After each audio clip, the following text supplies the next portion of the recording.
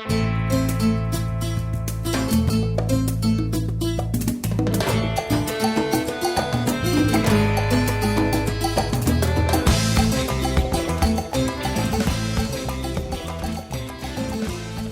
oli, oli. Welcome back to another episode of Fruta Fresca with I, Jose Richard Aviles.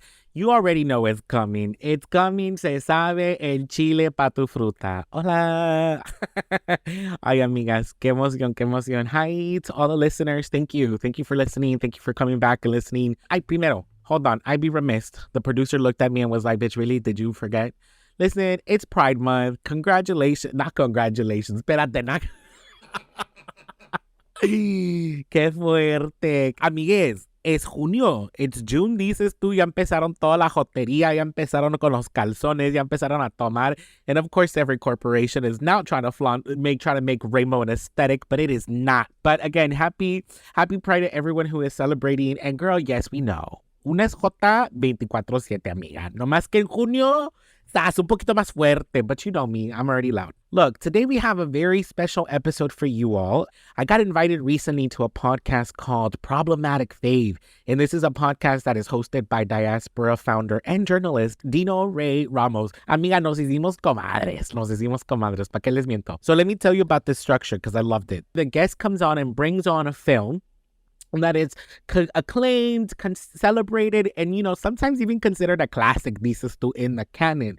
And we talk about why we like the film, why it was relevant at the time, but also unpack any sort of the racism, the misogyny, the homophobia, you know, just cringe-worthy moments. And I brought Boys Don't Cry, film that came out in 1999.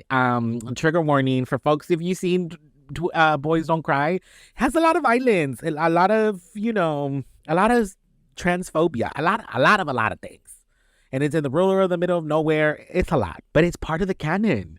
People call Boys Don't Cry or reference to Boys Don't Cry for being a film that is part of queer film media history, como la quieran decir. So I invite you, and I hope you enjoy, and make sure you follow Problematic Fave wherever you get your podcast. Disfruten.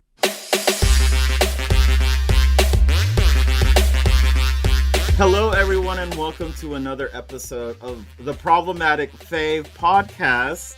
Today we have a wonderful guest who chose an intense film to watch, but also an important film to watch, and a problematic one at that. I want to welcome to the show host of the podcast Fruta Fresca, Jose Richard Aviles. Hi, Oli, Jose. oli. Listen, I love the fact that you premised it like that, like an intense yet needed movie, which is definitely problematic. I love kind of like, because it's rare that you find a native Angelino, as they say, or like someone who grew up here, who was born and bred here. Everyone here is kind of from somewhere, right? You know, so it's like there is like something very refreshing when you meet a local, because you're like, oh, so you've seen this place turn trashier every single day, or like you've seen 100. Gentrification, you've seen culture change, how this culture has changed this city. It's so interesting. I think that's 100%. And I think for that reason, I'm like, these bitches is lucky. I am not running for city council, because the first thing I will do as a city council member is put a transplant tax. Like, oh, you trying to move here? Then you gonna pay for being here, because for one of you displaced 5 native Angelinos. How about that? Oh, word. Well, I'm sorry I did that, but I have been in California. I have been in California for almost 20 years. I lived in you count. You count. I lived in San Francisco before here, so. But you count. I'm putting the cap at 20 years. You know, that's a lifetime. Like, you know what I mean? Like, if you lived in LA for less than 15 years in this economy, like then you get the transplant tax. It's getting weird. It is getting weird though. But no, I love kind of just the work of like, I love community, and kind of in a way 100. It feels like you being in this space of urban planning and being an artist. There's that kind of this weird intersection where you could kind of you're preserving the space you occupy, which is through art, which is kind of Yeah. dope, right? Yeah. There's a certain stories and Work. certain communities that get told. So I mean, the big dream right now is to one day write a TV series where the bus is a supporting character, because we don't talk enough about bus riders Oh, work. in media or also in urban planning in general. Mm. So it's like a two birds with one stone kind of thing. Where Oh like my even God. the latest shows that we've had about like LA, Insecure being one of them, Vida Gentified, nobody talks about the bus. Like I want to see the conflicts that arise inside of a bus. Think about it. The bus is the place where people of multiple walks of life are confined in one space. So it's the perfect place for conflict and chaos. And so it's a Oh, perfect narrative. listen. I mean, I'm well. Also, I think, well, being when I lived in San Francisco, that's all I took, the bus, Mhm. and it's so interesting going from something that place that's super gentrified, or as like people say, we would go further and further into what San Francisco really is, and seeing the avenues, as it were. But no, Yeah. I love that. I mean, I want to talk to you, but I keep on forgetting we actually are here to talk about something else. But we're here to talk about the movie. But we'll talk. We'll, No, we'll no, talk no. more about that later. But yeah, so you chose this movie called Boys Don't Cry to watch as a problematic fave. So, and we before we hopped on this call, we said neither of us have watched this like maybe since I want to say the early aughts, like 2001, 2005 ish. That's probably the last time I Hmm. watched this. Yeah. Yeah, because I think it comes out in 1999. Yeah, so yeah, Boys Don't Cry was directed by Kimberly Pierce, written by Kimberly Pierce, and it made its debut at the Venice Film Festival on September 2nd, 1999, and then it did the whole festival circuit, and then eventually came out in the theaters in the U.S. on March 31st in 2000.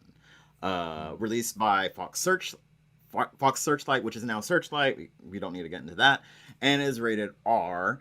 And it was based on the true story of Brandon Teena, a trans man who was murdered in 1993 in Humboldt, Nebraska. And the summary of the movie, this is via Rotten Tomatoes, is young.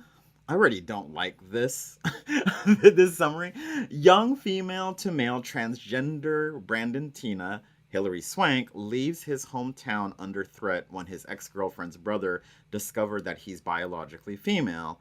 Resettling in the small town of Falls City, Nebraska, Brandon falls for Lena, Chloe Sevigny, an aspiring singer, and begins to plan for their future together. But her ex-convict friends John, Peter Sarsgaard, and Tom, Brandon Sexton III, learn Brandon's secret. Things change very quickly. The movie also stars Lacey Goranson, who is Becky from Roseanne. That's how like I recognize her. And Hmm. yeah, what was your connection to Boys Don't Cry, and why did you choose this? Yeah, I think, and we were talking about this earlier before we started recording. It's not something necessarily I relate to, but it's part of the canon for sure of queer media and queer films in general. And I think Mm, at that time, I mean, I was organizing very young here in LA around like queer justice and queer rights and like safe schools for LGBT high school students. While everybody was talking about marriage equality, I was here talking about suicide prevention wow. and safer schools for everyone. And I think it was just part of that also part of that training. I was very fortunate to also have been politicized and organized by a lot of queer folks in my life. And so part of that conversation was like, watch the films that are being put out there about queer Yeah. representation. And on the flip side, I think jumping into a little bit of the conversation, let's also watch the films that no one is talking about. So at the Uh, time, in addition to Boys Don't Cry, another film that comes very much to mind is a play then turned into a film, but the Laramie Project, which is about mm-mm, Matthew Shepard. mm-mm. And so we remember watching these two movies, and I remember just some of the organizers being like, what do they have in common? And we were like, well, there's so many things, but the first thing is that they're white and small town. So how does the one as a brown queer person from LA relate to it? Mm-hmm. And I remember thinking, I mean, a lot of the time it was like used as also again to flip the script. Like these are the movies that are being put out there. Brokeback Mountain, again, early 2000s, mid Yeah. 2000s. But nobody's talking about Gwen Araujo, who was a trans Latina woman that was murdered around the same time that Matthew Shepard was. Nobody was out here talking about Marsha P. Johnson or Sylvia Whoa. Rivera, but a homegirl knew those names in 2000, early 2000s, because it was part of the also the flipping of the script that I was organized and politicized with. Mind Ah. you, in at this time I'm like 15. Uh-huh. So at this time I'm out here being like, Wow. yeah, one of the fun things for folks, I mean, if folks are here in California, we observe Harvey Milk Day, which is a thing here in California, right? The first openly gay elected official in San Francisco who was murdered with something called the Brownie Defense. Yeah. And Twinkie the defense. Twinkie, not the Brownie. Well, Girl, the see, Freudian slippage. Girl, the no, Freudian slip. brownie. Well, you know what? It's fine. It's like it was a snack. It was some It was a snack. It was a snack. It was because of a sugary snack, though. snack. It was a Sugary bad snack. defense too. Girl, so bad. But the funny thing is that I was part of the youth group who lobbied Sacramento to get Harvey Milk Day as a thing. So, you're welcome, Word. guys. Yeah. So, Look at I you think. changing the world. Oh, You look at what? you changing while I sit here and talk about be a bitch about movies in Hollywood. Oh, listen, I love it, bitch. Listen, I'm like, look, I may be an artist, but a bitch also has to critique and consume art. Oh So, my like, god. I'm here for it. Listen, I'm like I keep on telling people right now that I'm in my Tennessee Williams era because I'm like Oh, I'm currently reading his biography and his oh, biography is juicy mama. Like he was a petty ass bitch and I loved him and he was so talented. mm, So talented. He had different trade every night. It's a very oh, okay. it's a very dense biography, but like listen, it's like I'm in like this Tennessee Williams era and like just really kind of the whole humanity of it all, I think. And like I'm watching plays and shit, I'm like I just kind of it's an interesting time for arts right now, let's say. But no, what you were going back to saying about this era of like movies, of these queer movies back in the day, is like these forefront stories of like, and it's not like it's by no means is it a trauma wars thing. It's just that there was a lot going on, and then there is, I'm not gonna lie, when the majority of the coverage is you're like leaving out a lot of the story, that's when kind of like problems occur with like kind of leaving trans people of color out of the story, saying this is the when we see movies of like back in the day when it was, when gay representation was supposedly a thing, it was the gay that Hollywood wanted to show us. It was the yeah. Which very much like Boys Don't Cry, Brokeback Mountain, like in a lot of the movies that are coming out in the early 2000s, late 90s about queerness, the one thing that they have in common is that they substantiate or validate our queerness through traumatic events. Yes, and then that's kind of, I'm not gonna lie, when I was watching this, it was very, very difficult to watch. I did cry in some parts. Like, I was like bawling in some parts, specifically that part. Actually, that parts, multiple parts. Because That once part, multiple there's parts. once you think you're done with like the bad of it, it gets even worse. And Well, that's what I did not like. Yeah. here's the thing. I don't know if you felt this, but I feel like a lot of the times, like I feel like queer narratives are also sort of arced in like this is the character, and really what it happens is their coming out journey, and that's what we witness. And there's some traumatic event that causes the conflict, and then we see the resolution come through. In this movie, we have already substantiated or like validated. We have accepted as true that this person is trans from the beginning. Shorter here. Shorter? Shorter. That is short enough. So you're a boy. Now what? Yes, from the And, from the jump. and so then Yeah. I was like, okay, cool. Okay, so where's the conflict? Like, what's the thing? And I feel like I was into the movie maybe 60% into the movie, and I was still waiting for the conflict. And then it's so Mhm. funny that Rotten Tomatoes was like, and then things change quickly. I'm like, yeah, bitch, in the last 15 minutes, it was like an That's unfolding and yeah. unfolding. Yeah, it was. I think this was just, from the beginning, it was clear that, okay, and to see something as bold as that beginning in 1999 and 2000 is very interesting because this was when a lot of people had no nuance of gender expressions, no nuance of what sexual identity was, where even queer people weren't aware. I was not aware, well, of like any of like gender expressions, what trans was, and then also I'm not gonna speak. I don't know. The sock situation was like all. That is the most frightening thing I've ever seen in my life. It's like a deformity. I'll fix that. I'm not speaking for the trans community. I'm like kind of I just like all I don't know if people do that because that's not really what I feel like a lot of trans people are trying to stay away from the genitals of it all. Okay, so can we yeah. Can we break some of this down? So I'm here for it. Yes, yeah. So, yeah, go do it. Yeah, talk about the sock, please. I'm like so I think the first thing that you brought up was very interesting. I'd be curious. Part of the reason why I was also very curious to bring this movie into the conversation is because I don't necessarily know that Brandon was a trans man. Not invalidating. I think it's very real, but I'm also thinking about, I think we were talking about context culture, right? And in the context of 2000, we had not established necessarily a collective language like non-binary like we do now. Mm-hmm. You know what I mean? Even though it did exist then, but people weren't 100%. practicing it at all. Right. Or finding this, again, the collective language that we now have as a signifier, like you self-identify, and I think collectively folks know non-binary. What you feel towards non-binary folks, that's another episode. Yeah, that's another episode, yeah. That's another episode. But I do feel like, for example, the relationship between gender and sexuality in this movie is still very heteronormative, even from a homonormative standpoint, right? Like there's very clear definitions of what gender and what it means and what you need to then become a man, which I think it's very much like the reason for the packing, right? So people, I know people that pack now.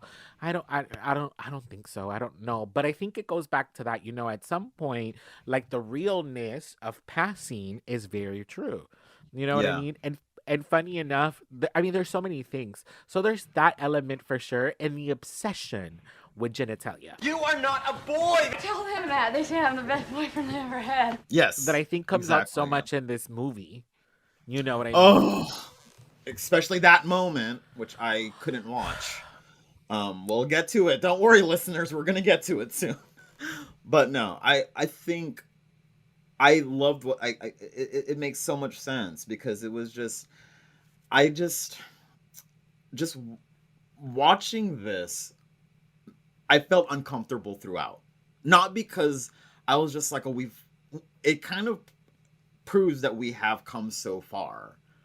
Even that this movie was supposed to be kind of like, I don't want to say the gold standard, but Kimberly Pierce was doing something and taking chances, making a risk of telling this story, and you could tell that she cared for it with like how she was unpacking it. Granted, I don't know who in the team identified as queer, I'm not 100% sure in like what kind of consulting they got. I think they met with one of Brandon's family members. I'm not sure. I'm not 100% sure, but I'm not saying that there was zero care in this movie. It's just that it's just so complicated not complicated, but interesting to dissect kind of where we were in that moment in time when it comes to queerness and gender expressions and sexuality. 100. And it makes me sad and it makes me like happy at the same time. Because we haven't 100%. Come far, but we have come somewhere. Far. Yeah. I remember just being a young organizer at like 15, 16, and I'm 32 now, so like 16 years ago. But, thinking about like in that young age, using gender pronouns, we used to call them PGPs, preferred gender pronouns for cute and short. And that was hella radical, but it was so normalized in our group of young queer organizers. We knew we were being hella radical of like, my preferred gender pronouns are, even whatever the pronouns were, and my pronouns have definitely changed from when I first was organizing to now, to even thinking about today, where like fucking everybody got a DEI statement, everybody got Word. pronouns in their fucking signatures. I'm like, bitch, shut up, shut up. It's like, but and I think what is really good about this movie is that it did teach me about a certain gender expression. And also I was looking at this movie back in the day. I'm like, oh, I think I was still closeted back then. She's 44, y'all, so just to make sure, but no, but it's kind of mother no. The way it took you 3 seconds to process. Listen, I'm Beyonce's favorite number twice. Oh, what's up? Okay, good. No, listen, I've been sleeping before 11. Before I slept at like 10:30 last night and woke up at 6, bright-eyed and bushy-tailed, and read a book. It was like I was read a book. Did you drink chamomile tea too? Like, what would you I do? might as well. The only thing like, I'm leaning into my auntiness. I'm leaning into my auntiness. My teeth, well, at Filipinos, we call our aunties and uncles, we say tita and tito, similar to tita and tio. Yeah. We were both colonized by the same country. We share similar languages and stuff. So. We share the same generational trauma. Yeah, and even to this day, United States' relationship with the Philippines is hella shady. But you know what? That's another podcast as well. I love this. No, I know. I think watching this just made me kind of like, I think I wasn't quite computing what was going on. Like I was attracted to this material, but I didn't know why. That I needed to know this information in some sort of way, and like back in the day, right? This is queer, and I was automatically gravitating towards a lot of queer things. Like I think this came out like when I was a sophomore in college, and then I was watching movies like Muriel's Wedding, which is totally queer, back in the when I was in high school, and listening to Pet Shop Boys, and I was like, I'm supposed to, like, my friend, I was surrounded by a bunch of closeted gays and girls. I was in marching band and choir. Listen, and no, but I just think this movie, there's something very poignant about this movie, and I think Kimberly Pierce, with what she had and with where we were at that time, she did a really, really good job.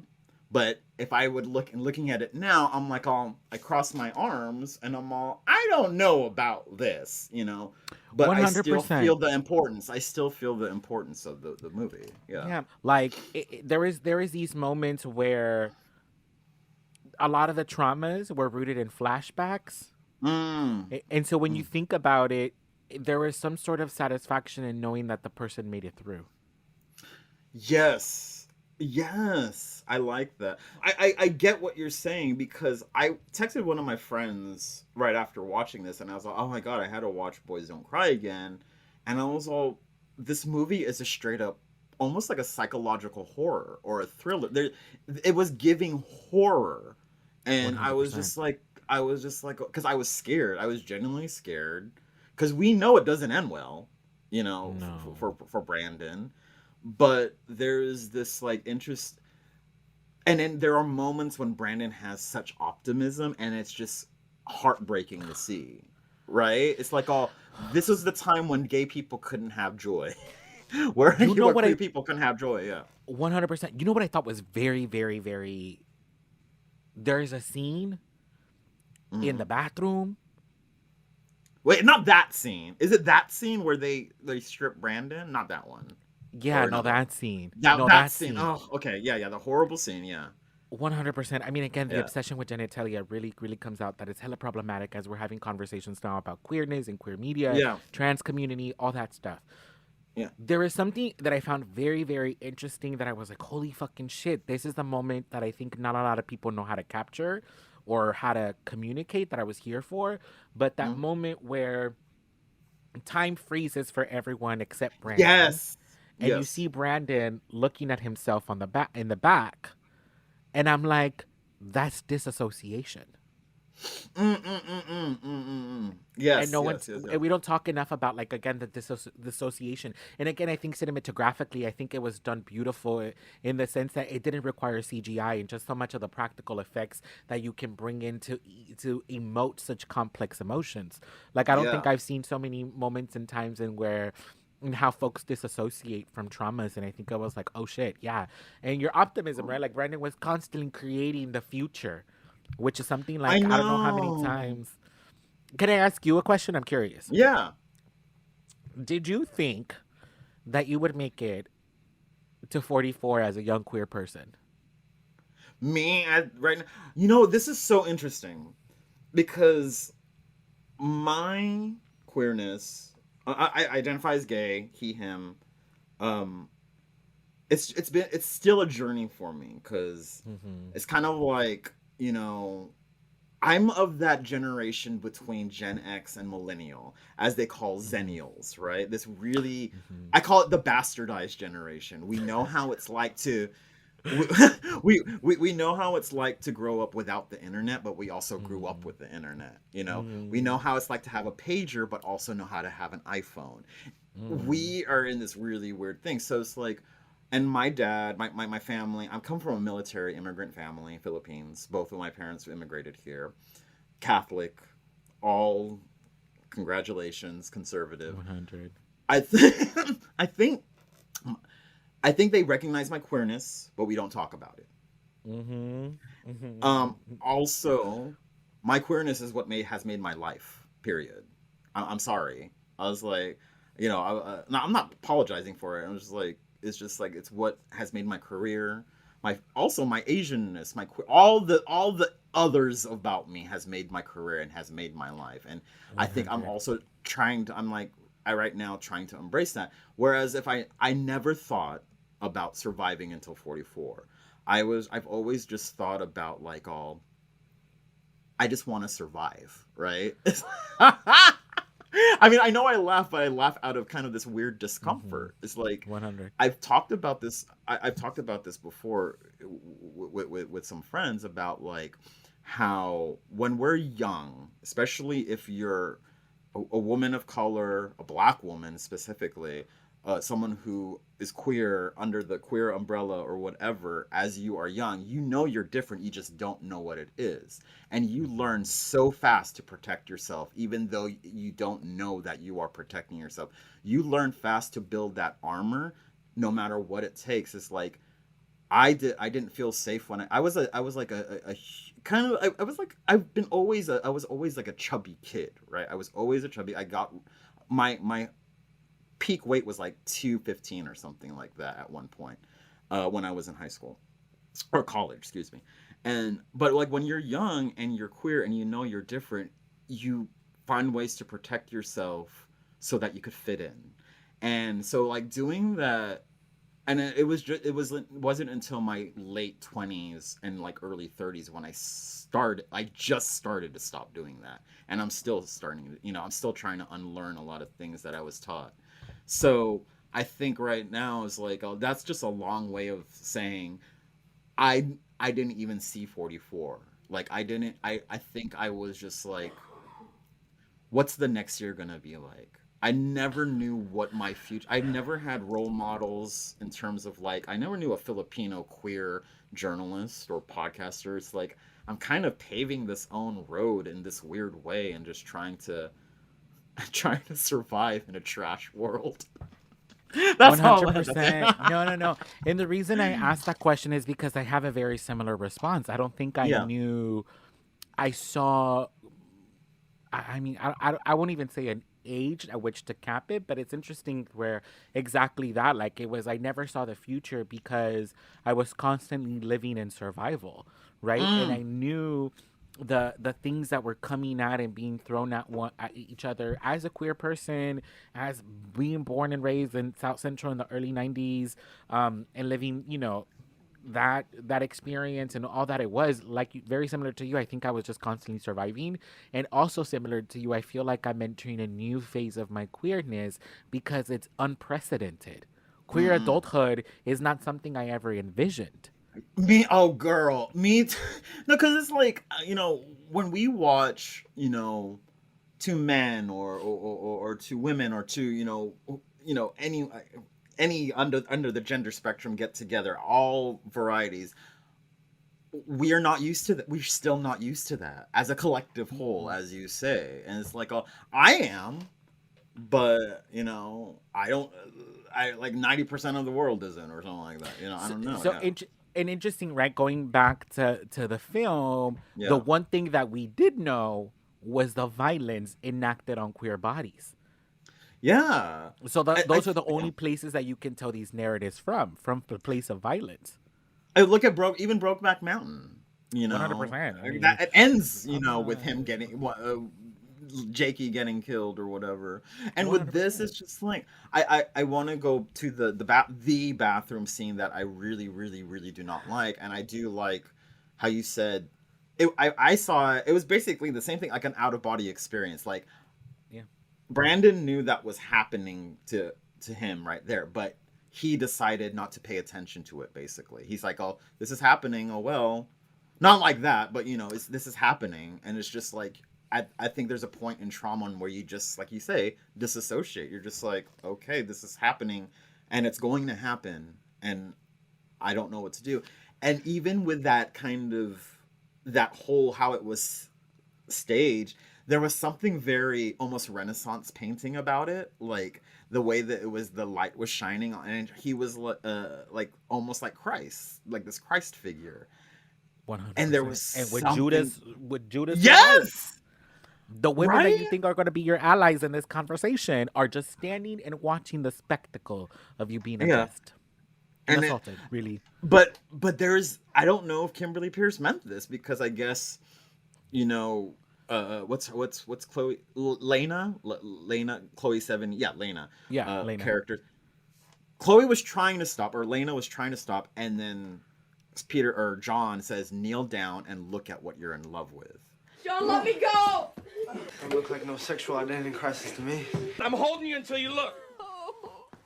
Look! And that's very Mary Magdalene Jesus, right? Oh my God, look at us. We are so religious. 100%. But even after that scene, and then like they take, I couldn't watch when they took Brandon and then stripped it and then raped and then I just couldn't watch. I did not. I actually stepped out of the room and I just heard it, and then I was smoking a joint on my balcony. Wow, that sounds because nice. I was I need to calm down, because this scene, I don't even know what happens in that scene, and I don't want to know what happens in that scene because I just couldn't watch it. That's fair. I watched it, and without getting into details, one thing I noticed even as we're having this conversation, there wasn't like a cinematographical code for disassociation.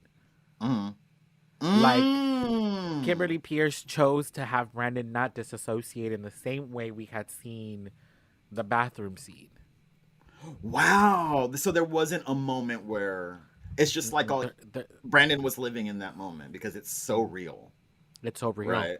Yeah. And also that is a lot of what queer, and here's the thing, I think so much about queerness, and I think it's something in particular that gay men also need to hear, is that queer, to me, the difference between queer and gay is toxic masculinity.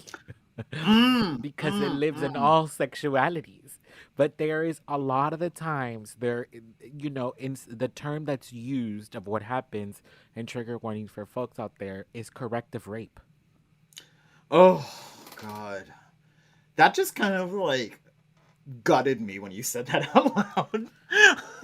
It's like two words that don't even belong together, right? 100%. Yeah.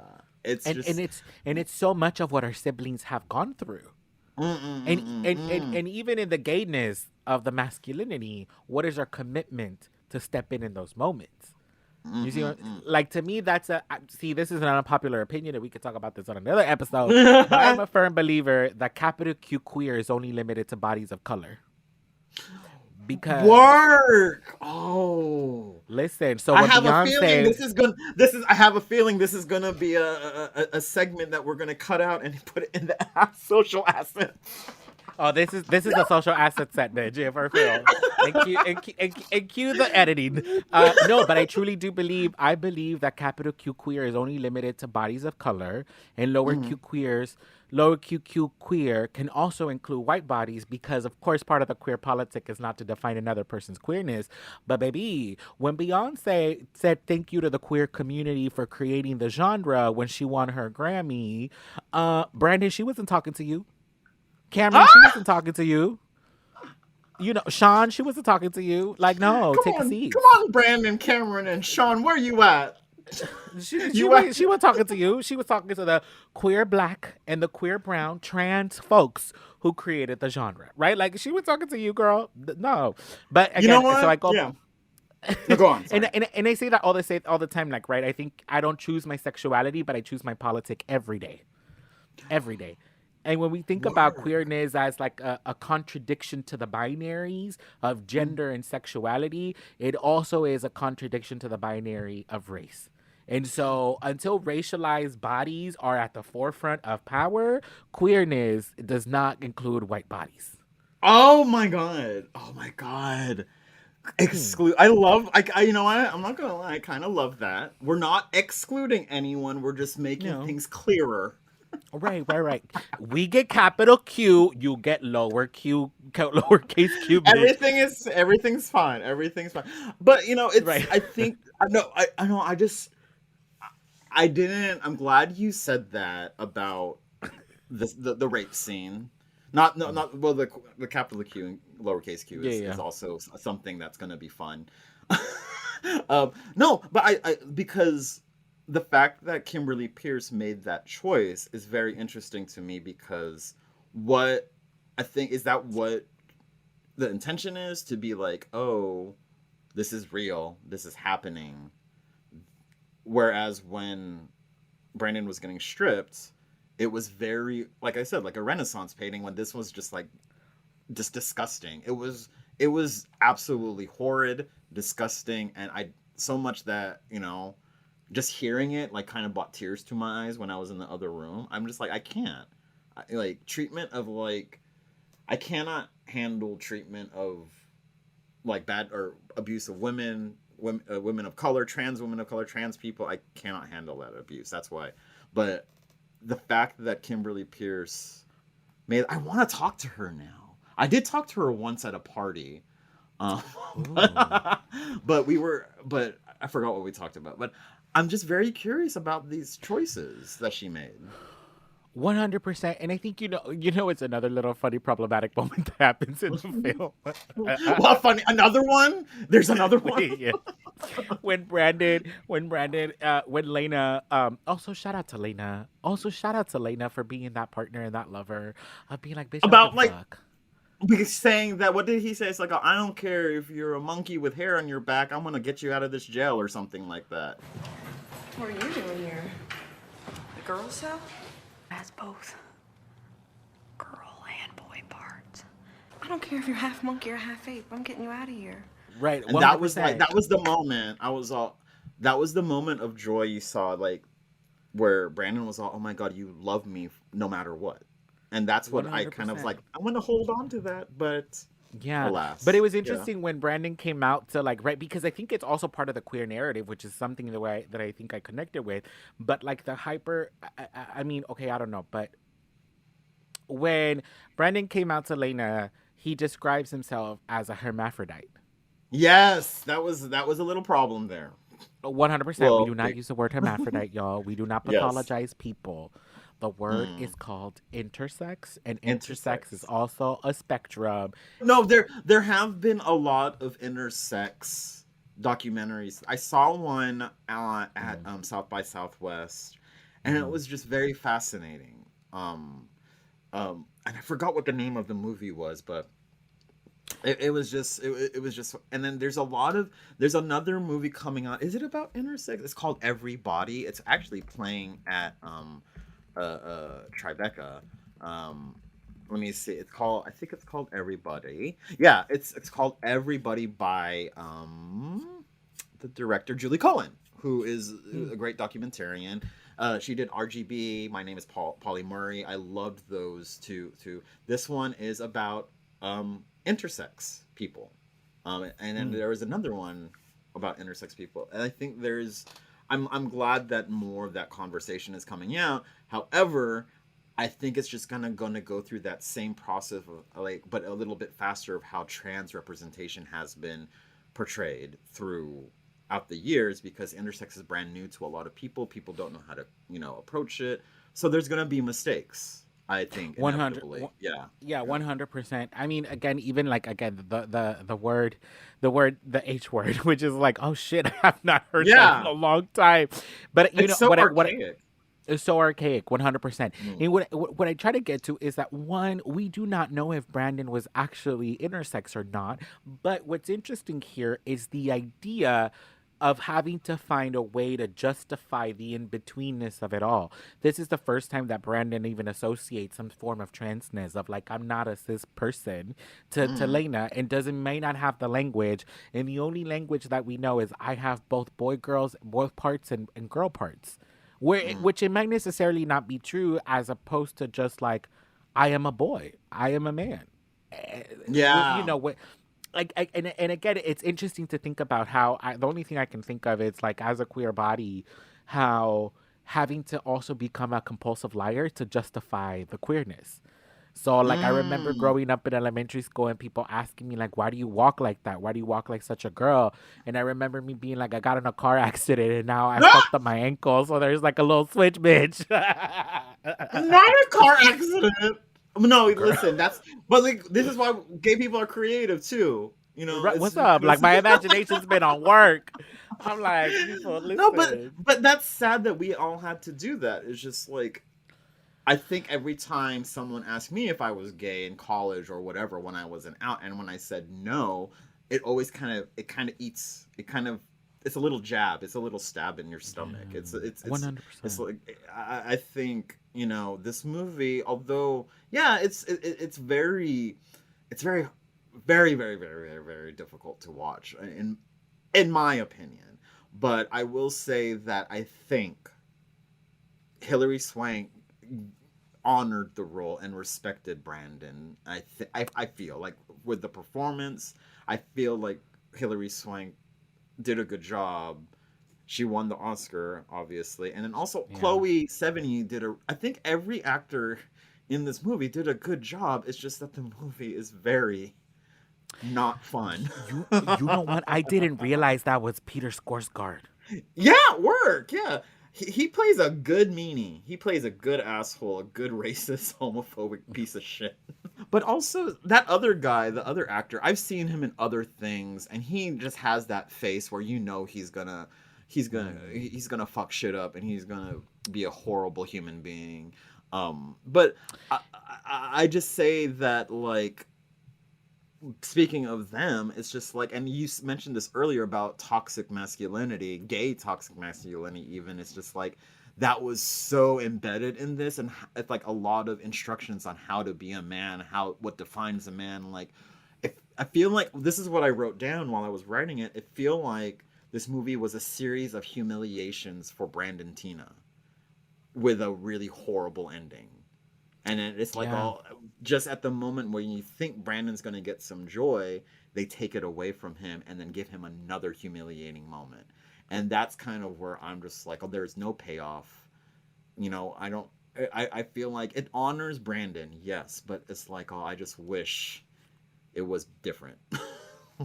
Yeah, no, 100%. And again, I go back to, I think in that time, there hadn't been enough queer representation, one, but also queer leadership. And the reason why I say that is because I think a lot of queer creatives today are taking a lot of leadership where it's no longer, I'm a supporting role, bitch. Like, I can be a front runner, and the queerness is not the center of my story, but rather the sazon I'm bringing to the work. You know what I mean? Oh, that's a line, bitch. That's a line. The sazon. The sazon. That's what I'm bringing to the work because I think it's real. And here's the thing: I don't necessarily know, and again, I don't identify as trans. I do identify as non-binary, but and I constantly wonder about because I know one thing that came up to me as I was thinking and watching the film was the casting of Hillary Swank. Right, Yeah, because there are definitely going to be folks who are going to be like, well, you should have casted a trans person. yeah, And then I was like, I mean, yes, and I just yeah. don't know if I were to identify as trans, if I wanted to relive a trauma so like that. Work. That's also like that's the double-edged sword, right? Like, would a Yeah. trans man take this role if it was like, let's say, for the sake of argument, like this movie was being made today, like it wasn't made in 1993 or 1999, it was made today. Would they want to do that? Because then what comes to mind is the movie Till. I don't know if you saw the Emmett, like Till, the one that came out with the Oh, Oscar I movie. haven't seen it. Is it It's good? like I love that director Chinoya, Hmm. but also she made the mindful decision not to show the beating. Good. You hear it, but you don't see it. But then she did do the decision to show the open casket because that was the whole Was the story whole with Emmett story. Till, and how that Mhm. was handled. I really don't think Till was given enough credence, but also I get it because I think a lot of people are tired of trauma. But I Yeah. look at Till and I kind of remember and kind of relate it to Boys Don't Cry because both of them are important stories. But 100. why do we have to relive that trauma again? One You hundred know? percent. Yeah. And Yeah. the only thing I could think of, like maybe, and this is interesting, right? Like again, because I wouldn't want a trans person, especially if we're telling stories. I think, for example, the story of Laverne Cox's character in Orange is the New Yeah. Black, where there is an episode where Laverne it pre-transition, right? And it's Yeah. just a good thing that Laverne has a twin brother. A twin brother. Yeah, I remember that episode specific. And but that was like such a good episode too. It was One hundred smart. It was, percent. yeah. But that's the thing. Like now, imagine asking a trans person, a trans actor, to detransition for the sake of the work. I don't know. Yeah, that's a good question. That's a But again, very good question. and I maybe leave in that this to I leave that to the listeners, trans one hundred listeners. If percent, you're listening, yeah, I'd be write curious, in. to know what that feels like and what that looks like. Because the only things that I could think of and where I felt comfortable as Hillary Swank as the one cast to play this role is that cool. Now you have as someone. A cis woman who lived this experience, an opportunity to find a way to bridge and to be in conversation with trans community, right? Like I think a lot of the times the one thing maybe it's the fact that I've been an organizer longer than I've been an artist, but I'm always Yeah. thinking about like what does the community care after these stories are put out? Like Yes. is there the community liaison that is in part of the production? Because at the end of the day, Mm.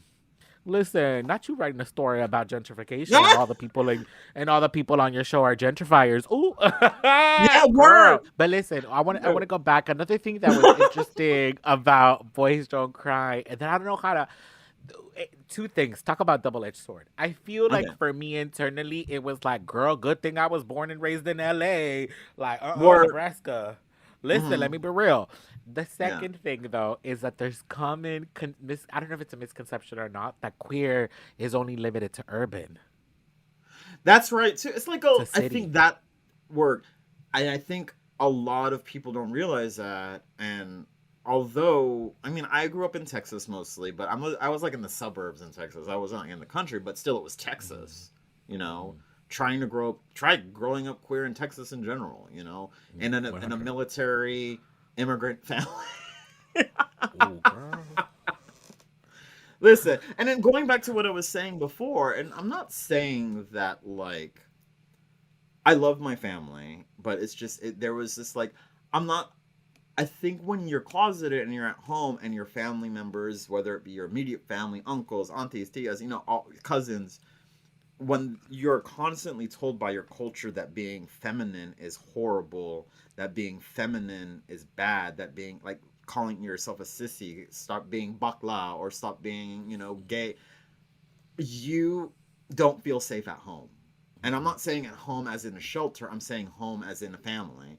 So like and then it's going back to saying like when you're queer or a person of color or whatever, you learn to build a thick skin fast because you don't feel safe anywhere. So you build your own shelter, you build your own armor, you build your own family that you trust, that you respect, that will have your back. And I think that's why, when you get older, it's like, and you're older and queer even, it is harder to make friends sometimes, just because it's like you have this distrust for people, especially in a town like LA.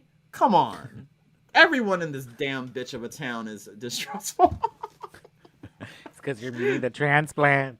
I know. No, but I think I just I like there's again, I never realized how much this movie would kind of bought up and how a lot has changed and how a lot hasn't changed. We have the 100%. language now. I think the one things that changed is the language, and that language could have helped a lot with this movie, I feel. And Do you yeah. think then that would, if we were to put sort of like, talk about binaries, my bad, but like the flip side or a flip contemporary movie that I think comes to mind, that Boys Don't Cry would be the antithesis to Moonlight. Wow. That's You deep. see what I'm saying? Like there's an interesting parallel structure, I think. But the language is different, the tension is different, the trauma is different too, but it feels very much But that's kind of what Barry Jenkins is really, really so good at, though, right? He's really good at creating poetry out of horrible moments, 100. but also respecting the moment, allowing us to live in it and kind of be all, this is what happened. Now this is what we could do better. And we see that in Moonlight, and I don't know if you saw the Underground Railroad, which he also did. There are moments in that series about slavery where it's very graphic, but it's still not traumatic. But with Moonlight, I'm so glad you said that, because there is the queerness is brought up. Remember, it made me bawl my eyes out when that little boy was just like, oh, what's a faggot? That was when I was like, oh, I'm done. But 100. even there's trauma in that, but there's also learning in that, and there's the way that it's handled is just so like, yeah, there's trauma in it, but it's also hopeful, and it's also kind of, there is just a totally different approach there than with. But I like how you said it's the antithesis to Boys Don't Cry. That's kind of brilliant. We try. No, we try. One thing I do want to have 5 seconds to mourn Candace. Because I get it. Candace, we loved you. that was so She did not unnecessary. deserve that. No, she fucking didn't. And no, she fucking didn't. See, this fucking toxic masculinity, the patriarchy. I can't wait. I curse all patriarchy. I hope you fucking fall and die and do. Oh, Candace died in front of her child. Listen. dude. And then that's kind of what made me ask. This is kind of, if I could, I would, I mean, I would really want to talk to Kimberly and Hillary about this movie. And I think mainly just Hillary and Kimberly. I wouldn't include Chloe in there, but I feel like I'm so curious about what Hillary did during this time, because what kind of toll it had on her. Like, what did she learn? Does she have more empathy for trans people now more than, like, after that movie? And, like, does she look back on that now and I'm like, oh, is she like, oh, that wasn't a bad choice, but I'm glad I know what I know now, that 100. kind of thing. Yeah. 100%. And I'm sure she's a And great the same- person. No, 100%. And again, the context culture, I love it, right? Like we have to Yeah. situate the movies in the sociology of its time, which I think is very valid. I wish some of this Gen Zers would understand that, but no. No, and I just think, we all fall into that trap because everyone is living in this era of like, who could get mad first and the fastest. We always are looking for something to be mad at, right? Because everyone's We're trying to always trauma looking- bond. Yeah, and we trauma bonded over a goddamn pandemic. So like, isn't that enough? Right. And we all The collectively whole lived that bitch. world, The the whole whole world. world. I just think like this movie it's very, very, very, very bad and problematic, but also it was a product of its time, and you can't not talk about this movie when you're talking about queer representation. You cannot Yeah, talk about it. Yeah, and I think that was part of the cannot reason why I not talk wanted about it. Yeah, cannot 100%. not I talk think about it.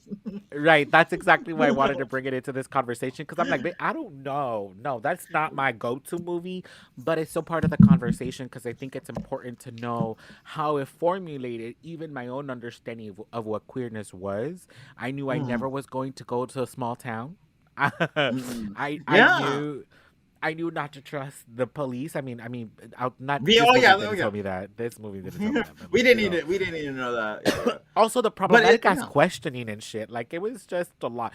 The one Oh thing though, god. Oh god. When Brandon was being questioned by the officer and like, oh, wouldn't you think they would have put their finger in you? I was like, what the fuck, man? Like you said, there's this hyper focus on genitalia, on sex, on penetration, on like all Brandon's area. After they pulled your pants down and seen you as a girl, what'd he do? But like the only moment, even in the moment when the Brandon and Lena are getting intimate and are having sex, there's a moment where like she tries to, it's still about genitals. I feel, although it was a it, beautiful but moment, it was you know it, but here's the flip side. The second part is interesting because I think the second part operates a little bit more in the queerness of it all. Because the second time that mm, Lena and Brandon have intimacy, Lena is like, no, no, no, but I want you to feel the way you make me feel. okay. Well, yeah, you're right about that. You're right, and But then then because like there's yeah, Brandon dysphoria being like, but no, not yet. Like I need to sit with girl, I need to align with what's going on before I invite you into yeah. this moment. You know what? The one maybe the one moment of joy, but it's still very sad because it's not really joy. It's more empathy and compassion. I Mm. really appreciated the nurse doing the Oh, rape kit. I need for you to take your pants off, okay? How do you know they raped me? oh, because she was so kind, and it's like, oh, I mean, and I think that was another good thing, but also a bad thing is that Brandon never got kindness from anyone, and when Mm. he does get it, it's like so like, oh, let's just kind of keep that, and it was just basically the nurse and Lena and Candace as well, but Candace was a little bit, Yeah, Candace had her yeah, moment of redemption. yeah. She It, did. But also, I do want to bring up. I don't know. I hate bring like right before Brandon gets shot. I don't know if you noticed it. Brandon looked at Lena and kind of smiled, and then he got shot. I don't know if it was just me, but it was like this moment of peace, and then he died. Right? Like if it was like if I'm gonna die in this moment, at least I die seeing you. Why didn't you leave? We can still do it.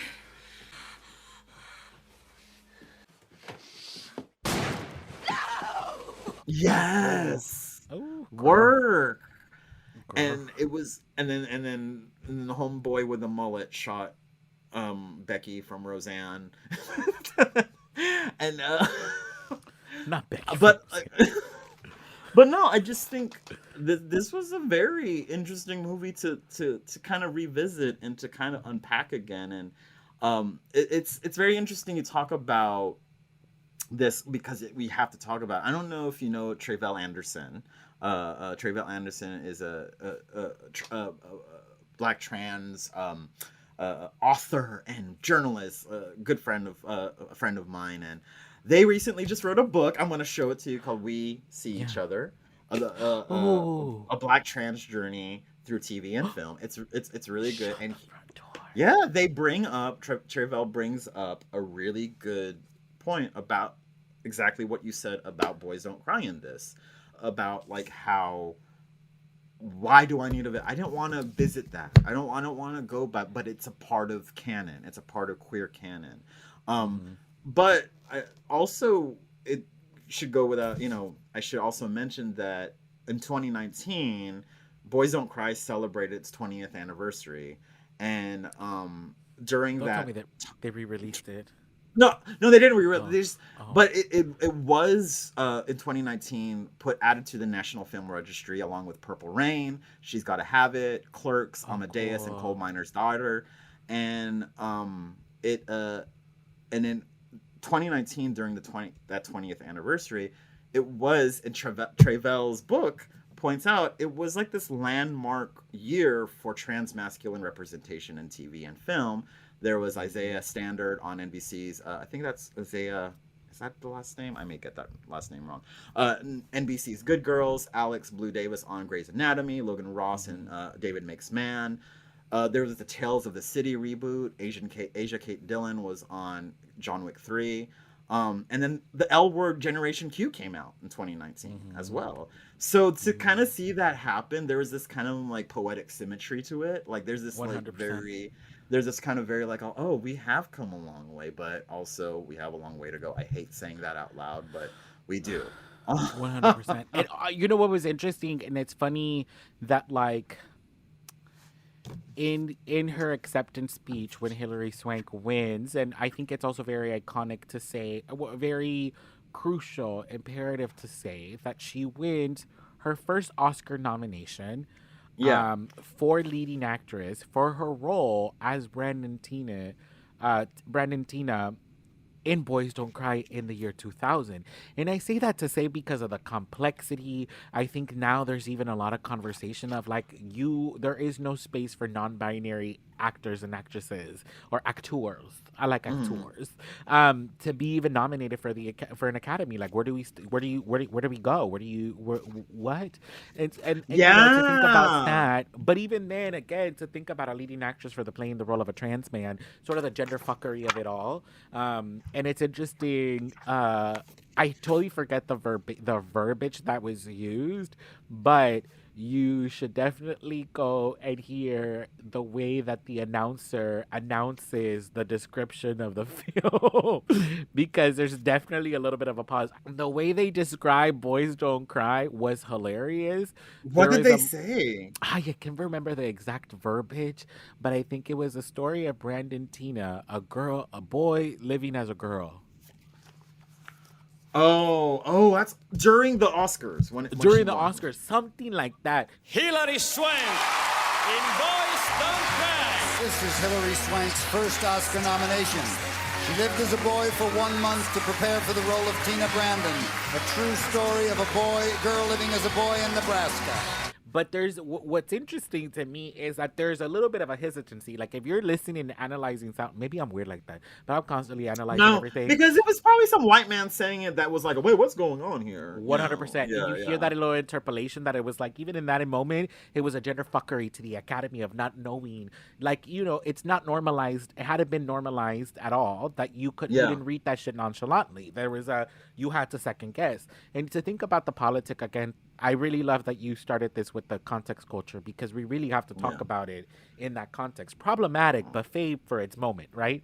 Yeah. That I love for that reason. But interestingly enough, it was just one of those, it just, random thought got me thinking. What is some queer media that you have consumed recently that's rooted in joy?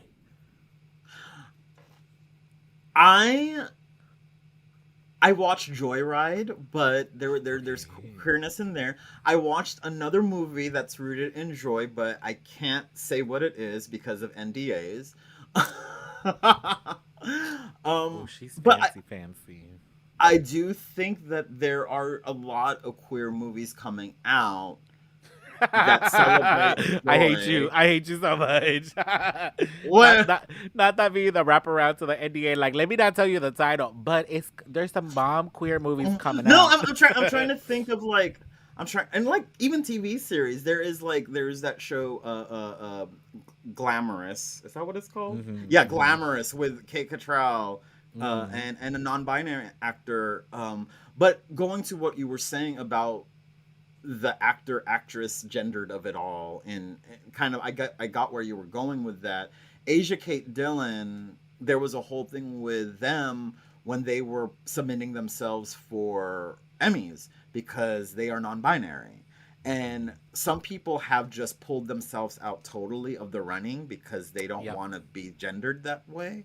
A lot of award shows have now gone non-gendered. MTV Awards, you know, which I guess counts for something. But also Indie Spirit Awards have gone non-gendered. They just do Best Actor, Best Supporting Actor, and they have 10 nominees, all different gender identities, which is very interesting. But I like what they're doing with it because, again, I think a lot of people, like I was saying, everyone's out to get mad first and all that good stuff. Right. And like, and I'm guilty of it too. But it's like, and I'm an impatient bitch, so that's kind of why I get mad. And I was like, but then you have to realize, meet kind of movements where they are. Right, it's because we are in different communities, right? It's like we're in the queer community, I'm in the Asian community, but also within the Asian community, I'm in the Filipino community, right? It's like there's these interesting things that each other, or as they say, intentionally exploited community that I'm a part of, are in different paces in their movements, movements for equity and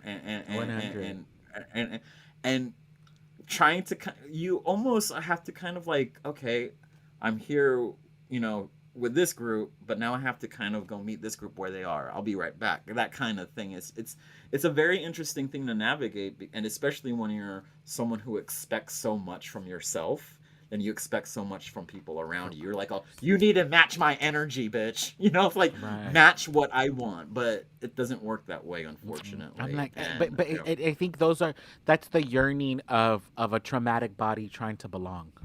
Yeah. Because I'm like, I'm not gonna sit here and like cancel my mother. Like, you know, she misgenders me all the time, but I know the relationship I have with that woman, and I know the trauma that raised me, so I'm okay. But so Boys Don't Cry, their budget, the budget of the movie was $2 million, which in that it's considered indie, I guess.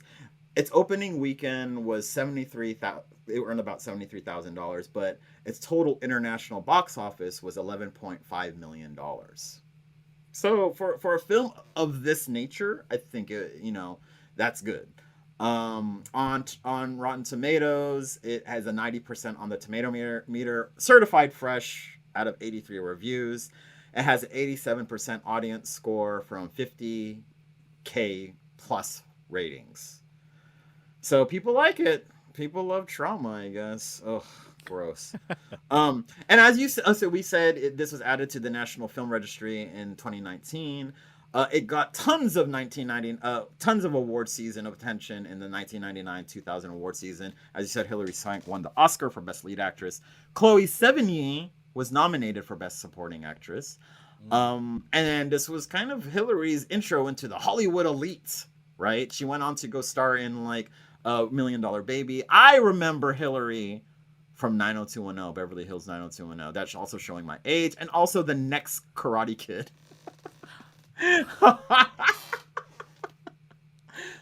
also Hillary Swank is she seems like a great human being, right? She does. She's, beautiful gowns. There was a lot of interviews with Kimberly Pierce when this movie came out. There was one interview on CNN that I was reading where she talked about how the news coverage on Brandon Teena when she was doing her research was very sensational, and she couldn't find a kind of just like a human story about Brandon because media is trash. And then Kimberly Pierce said this about the movie. The movie itself is an emotional artifact. That's what I'm interested in, creating states of emotion for the audience. That's how I watch movies. I can love all these different kinds of movies, but what I really love is when they get inside my nervous system. Interesting. People were focusing on the crime without giving it much emotional understanding, and I think that's really dangerous, especially with the culture of violence that we live in, Pierce says. in duplicating any sort of hate crime, I think you have a responsibility to figure out moment by moment what was motivating this violence to happen. Keep it personal, keep it close, keep it dramatic. That's an interesting statement. I get it, but I'm like I don't. But the moment by moment, the motivation for this violence to happen, yes, she does that, but for John.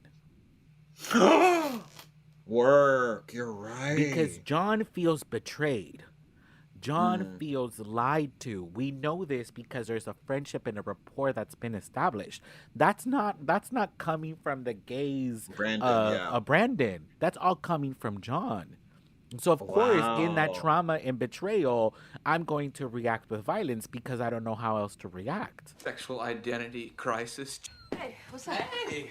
Brandon, turn around and walk out that door right now. This is a nut house. Are you a girl or are you not? Ooh, work. Look at you. But it's not coming from the gaze of the queer person. And this is where lived experience is necessary. Because, and so what I think it really is, and by the up close, I think it's because the intention is to have straight people feel guilty. Yeah. Literally. Unpack. Yeah. It is that, kind of heterosexual guilt kind of thing, but 100%. I do think, again, I feel like I'm just now learning that representation is this like really interesting process, and I think also with this movie, since there was a real life person attached to it and this kind of groundbreaking queer moment, like a Matthew Shepard kind of situation or any other queer, person, that puts so much weight on it. But also you kind of add in other things of like, where it took place, what kind of casting it is, why, what about, other stories that aren't white. There's so much with these kinds of stories that people are so ready to kind of attack and sink their teeth into that it just makes it very, it just makes it very. I don't think I'm gonna watch it again, honestly. I'm fine with not watching it again, but I think so. What are your final thoughts on Kimberly Pierce's Boys Don't Cry? Kimberly Pierce would have become the head of the Department of Diversity, Equity, and Inclusion for directing Boys Don't Cry. If this were released today, she would be the go-to for all trans things.